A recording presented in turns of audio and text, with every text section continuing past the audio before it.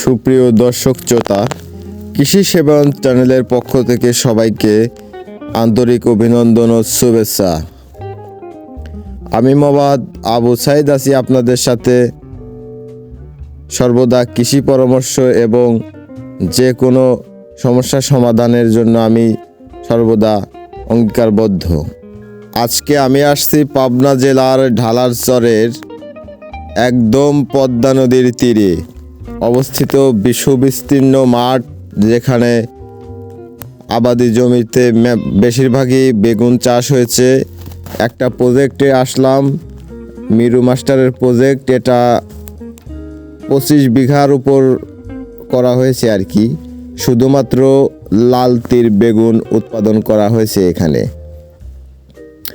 আজকে দেখাবো বেগুনের কি কি সমস্যা এবং সমাধান এবং উচ্চ ফলনশীল জাত কোনগুলো। বেগুনের সমস্যাগুলো হচ্ছে, বেগুনের প্রধান সমস্যা ছিদ্রকারী পোকা। আরেকটা সমস্যা আছে যেটা হচ্ছে আগা ঢলে পড়া। এই দুইটা সমস্যাই বেগুনের মূল সমস্যা। আরও কিছু সমস্যা আছে যেগুলা সচরাচর মানুষের চোখে পড়ে, কিন্তু ওগুলা আসলে উৎপাদনে তেমন ব্যাঘাত ঘটায় না। তো এখন মূল পয়েন্টগুলোতে আসি। এই যে বাগুন গাছ কুকড়ায় যাওয়া, থোবড়ায় যাওয়া, শিকড়ে পচন, শিকড়ে গিট লাগা, এগুলাও বেগুনের একটা সমস্যা। বাগুন গাছ হলুদ হয়ে যায়, কিছু ভাইরাসের আক্রমণ হয়। তো আজকে সম্পূর্ণ সমাধান সার প্রয়োগ পদ্ধতি থেকে শুরু করে A to Z দেখাবো এই এক ভিডিওতে। আশা করি সবাই ধৈর্য সহকারে ভিডিওটি দেখবেন। ভিডিওটি ধৈর্য সহকারে না দেখলে কিছুই বুঝতে পারবেন না। আজকের ভিডিওটি অত্যন্ত গুরুত্বপূর্ণ হতে যাচ্ছে। বেশি কথা না বলে কাজের কথায় আসি, নাকি ভাই? সমাধানের প্রথম পর্বে আসি, কিভাবে বেগুনের ছিদ্রকারী পোকা দমন করা যায়। বেগুনের ছিদ্রকারী পোকা দমন করা যায় দুইভাবে মূলত। একটা হচ্ছে দানাদার বিষ প্রয়োগ করে। দানাদার বিষে এখন তেমন রেজাল্ট আসে না, তো এখন স্প্রেটাই উপযোগী সমাধান। স্প্রেগুলা ক্রমান্বয়ে করতে হবে 7 দিন পর আর কি। প্রথম স্প্রেতে ব্যবহার করবেন মানিক সুরেট সাথে ম্যানকোজেব। 7 দিন পর আবার স্প্রে করবেন ছিদ্রকারী পোকার জন্য ফুল টাইম টিডোফিলাস সাথে ফাইটার। 7 দিন পর আবার স্প্রে করবেন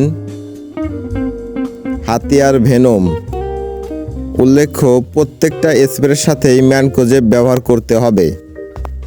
গাছে প্রতি 15 দিন পর পর বোরন দিতে হবে। এগুলা দিতেই হবে মাস্ট। বোরন দিলে বেগুনের চেহারা চকচক করবে, গাছটা ঢিলেঢালা থাকবে, কোঁকড়ানোর সম্ভাবনা কমে যাবে।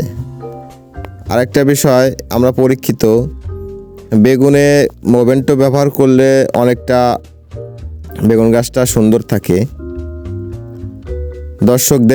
দর্শক দেখতে পাচ্ছেন এই যে গাছগুলা নষ্ট হয়ে গেছে আর কি, গোড়া পচে গেছে। তো এই গোড়া পচনের জন্য আমরা ব্যবহার করব ট্রাইকোডার্মা, ট্রাইকস্ট, বাম্পার টাইকো, ইস্পাহানি টাইকো। এই টাইপের যেখানে যেগুলা পান, প্রতি বিঘাতে অন্তত মাসে একবার 1 কেজি ছিটানোর প্রয়োজন। আর বেগুন জমিতে, শুকনা জমিতে ফলন আসে না, এটা সবাই জানেন। আপনারা প্রতি শুকনা জমিতে যদি বেগুন জমিটা শুকনো হয়ে যায়, তো সেক্ষেত্রে প্রতি 15 দিন পর পর পানি দিতে হবে। আর আগাছাটা যদি জন্মে, অত্যন্ত পরিমাণে আগাছাটা জন্মে, তবে সেক্ষেত্রে আপনারা টাইডালস সুপার বেগুন জমিতে ব্যবহার করতে পারবেন। এখন আসি বেগুনের কুকড়ানোর সমস্যায় কি কি সমাধান দেওয়া যায়। বেগুন যখন জাপ পোকার আক্রমণ করে, সাদামাছির আক্রমণ করে, কপারের অভাব হয়, এসব কারণে বেগুন গাছ কুকড়িয়ে যেতে পারে। অত্যাধিক টাইট হইলে বেগুন গাছ কুকড়িয়ে যায়। তো বেগুন কুকড়ানোর সমাধান হিসেবে আমি সাজেস্ট করব ইমিডাক্লোরপিড গ্রুপের টিডো অথবা মোভেন্টো সাথে 2.5 ইসি অথবা 1.8 ইসি অ্যাবামেকটিন গ্রুপের বিষ ব্যবহার করবেন। ভার্টিমেক অর্থাৎ টিডো প্লাস ভার্টিমেক সাথে কপার অক্সিক্লোরাইড এগুলা ব্যবহার করবেন। এগুলা ব্যবহার করলে গাছের কোঁকড়ানো রোগ থাকবে না। অত্যন্ত ধৈর্য সহকারে ভিডিওটি দেখুন, খুবই গুরুত্বপূর্ণ ভিডিও, স্কিপ করবেন না ভাই। বেগুন চাষে সর্বোচ্চ সফলতা অর্জনে ভিডিওটি দেখুন। 25 বিঘা জমিতে এখানে যে পরিমাণ বেগুন উৎপাদন হয় সেই হিসাবটাও আমি আপনাদের দেখাবো। তো এখন আসি বেগুন জমিতে কিভাবে ভাইরাস দমন করা যায়। বেগুন জমিতে আসলে ওইভাবে ভাইরাস দমন করা যায় না। ভাইরাস যদি ধরে যায়, মাথা থুবড়িয়ে যায়, সেক্ষেত্রে ডালটা নিচ থেকে কেটে দিবেন এবং মূলসহ যেটা ভাইরাসের অত্যাধিক আক্রমণ লেগে যায় সেটা মূলসহ উঠিয়ে পুড়িয়ে ফেলতে হবে। এখন আসি বেগুনের উচ্চ ফলনশীল জাত কোনগুলো এই সম্পর্কে আলোচনা করতে যাচ্ছি। বেগুনের উচ্চ ফলনশীল জাত হচ্ছে লাল তীর সিড কোম্পানি, এমআস seed, ACI seed, metal seed, Sukhsagar, এই সমস্ত জাতগুলো ব্যবহার করলে অত্যন্ত লাভবান হতে পারবেন। এখন আসি বেগুন চাষের লাভের পরিমাণ কিভাবে আমরা বের করব। উল্লেখ্য, বেগুন চাষের জন্য নভেম্বরের আগেই অর্থাৎ অক্টোবরে চারা বীজ বেডে ফেলতে হবে। বীজ 25 থেকে 30 দিন বয়সে একটা পর্যায়ে চলে আসবে, সেজন্য অক্টোবরের শুরুর থেকেই চেষ্টা করতে হবে বীজ বপন করা। তো যখন অক্টোবর শেষ হবে, নভেম্বরের শুরুর দিকেই জমিতে বেগুন লাগানোর চেষ্টা করতে হবে, এতে উৎপাদন অনেকটা বাড়বে। বেগুন চাষের অত্যন্ত গুরুত্বপূর্ণ একটা বিষয় হচ্ছে সার প্রয়োগ পদ্ধতি। এখন আসবো সার প্রয়োগ পদ্ধতি কিভাবে করবেন।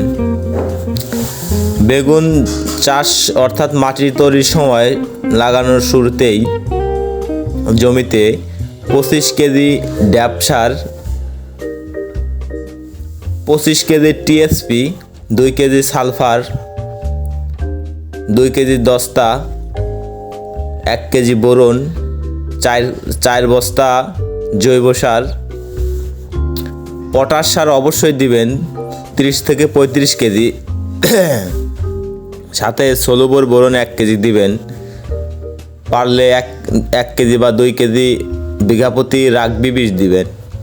এই সমস্ত সার প্রয়োগ করে বেগুন চারা রোপণ করতে হবে। আর মালচিং করলে তার জন্য আরও ভিডিও আছে, সেটা দেখে নিতে পারেন। পরবর্তী 15 দিন পর আবার শেষের সাথে 30 কেজি ড্যাপ সার, 20 কেজি ইউরিয়া, এভাবে পরবর্তীতে আবার 1 মাস পর সার দিবেন শেষের সাথে। এভাবেই সার প্রয়োগ করবেন। সবাইকে ধন্যবাদ।